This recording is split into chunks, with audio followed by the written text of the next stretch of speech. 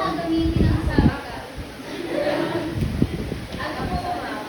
Para sa speaker ng labor, yung way ng pagkakita ko ng ayan, para mas mabigyan daw ng flavor, yung paraan kung paano mo sasabihin at yung gustong sabihin. Ano pa kaya? Pero pag gustong magbigay ng kanilang opinion kung paano nila gagamitin ang salita ito, Joma? Meron pa ba? Sige. Makakatulong din yung sawi kayo, Joma, para hindi masyadong masakit yung sasabihin natin sa ayun, para daw hindi masyadong masakit yung sasabihin natin sa ibang tao. Okay, makibasa na ang ba.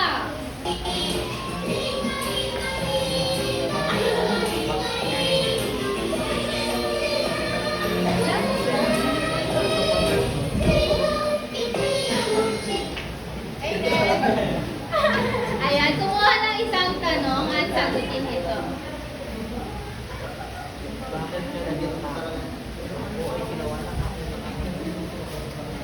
Paano natin mapapalaganap at maipapakita ang kahalagahan ng salawikain sa mga kabataan ngayon tulad ng iyong henerasyon?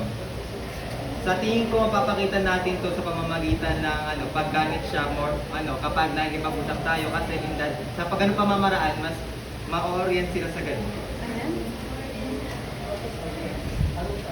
Ano pa kaya? Meron pa bang ibang gustong magbigay ng kanilang opinion? Ngayong henerasyon ngayon, di ba? Ngayon, puro na tayo teknolohiya, puro cellphone. Paano kaya natin ipapakita ang kahalagahan ng paggamit ng idioma o salawikain? Nicole? Sa TikTok, paano kaya sa TikTok? Paggawa ko ng video. Ayan, paggawa ng video o sayaw na nagpapakita ng mga sawikain. Ano pa kaya? Daniel? Gawa naman po yung YouTube channel.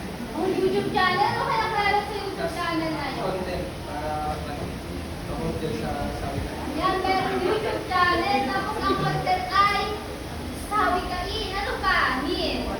Pero tayo gumawa ng isang samahan ng isang grupo na nagpapalaganap ng paggamit ng salawikain ng idioma para mapahalap natin kung ano ba ang kahalagan nito. Yan, gagawa ng isang grupo o samahan para maipahalat kung ano nga ba ang sawikain. Ano pa? Sino? Sa panahon ngayon, halimbawa po gagamitin po namin application na manual. Tapos gagawa po tayo ng mga tulak na natin po yung mga sawikain. Kumbaga, mas mapapahayag ko lang yung message. Ayan, magaling. Bigyan natin ang ating sarili ng 5 palakpak. Okay, pakipasa ulit ang ating box.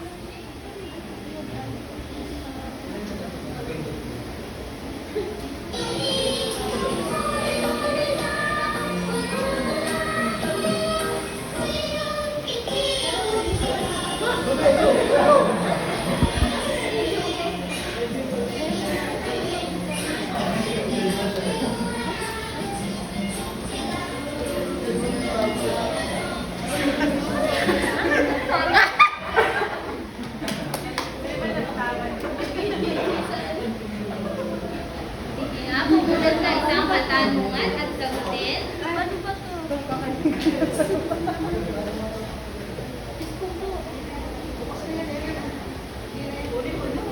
Ayaw mo nila.